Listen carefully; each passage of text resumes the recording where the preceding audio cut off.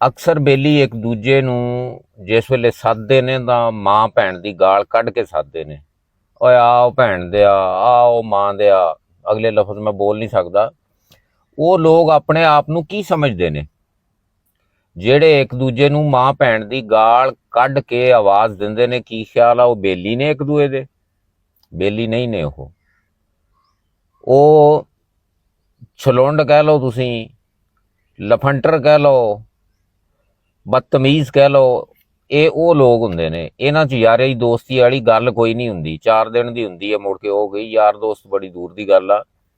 ਨਾ ਗਾਲਾਂ ਕੱਢਿਆ ਕਰੋ। ਗਾਲ ਹਾਸੇ ਵਿੱਚ ਕੱਢੀ ਜਾਵੇ ਜਾਂ ਗੁੱਸੇ ਦੇ ਵਿੱਚ ਕੱਢੀ ਜਾਵੇ, ਗਾਲ ਗਾਲ ਹੀ ਹੁੰਦੀ ਹੈ ਔਰ ਤੁਹਾਡੇ ਖਾਤੇ ਦੇ ਵਿੱਚ ਲਿਖੀ ਜਾਂਦੀ ਹੈ। ਆਪਣੇ ਯਾਰਾਂ ਨੂੰ ਨਰਮੀ ਦੇ ਨਾਲ ਸਮਝਾਇਆ ਕਰੋ, ਦੱਸਿਆ ਕਰੋ ਯਾਰ ਗੱਲ ਜਿਹੜੀ ਹੈਗੀ ਹੈ ਨਾ, ਗੱਲ ਚੰਗੀ ਨਹੀਂ ਕਿ ਮਾਂ ਭੈਣ ਦੀ ਗਾਲ ਕੱਢ ਕੇ ਆਪਾਂ ਇੱਕ ਦੂਜੇ ਨੂੰ ਸੱਦੀਏ। ਚੰਗਾ ਨਹੀਂ ਲੱਗਦਾ। ਇੱਕ ਦੂਜੇ ਨੂੰ ਜੋ ਮਰਜ਼ੀ ਕਹਿ ਲਈਏ। ਤੁਸੀਂ ਕਦੇ ਵੀ ਗਾਲ ਨਾ ਕੱਢੋ, ਦੂਜੇ ਨੂੰ ਹੌਲੀ ਹੌਲੀ ਆਪੇ ਸ਼ਰਮ ਆਉਣ ਲੱਗ ਪਊਗੀ।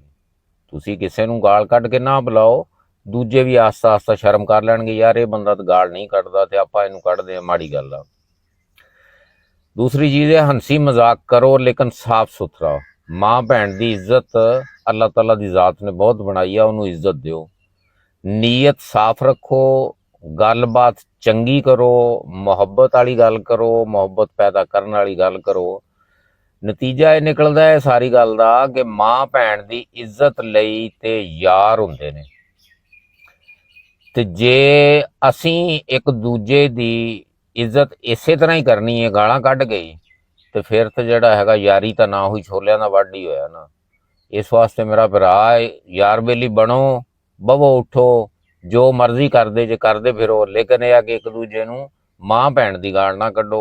इसे गल तो विगड़दे बाज़ औकात जज्बात विच आण के बहुत सारे मामलात बिगड़ जाते हैं। अल्लाह खुश रखे, हसदे वसदे रहो, आबाद रहो। अल्लाह हाफिज़।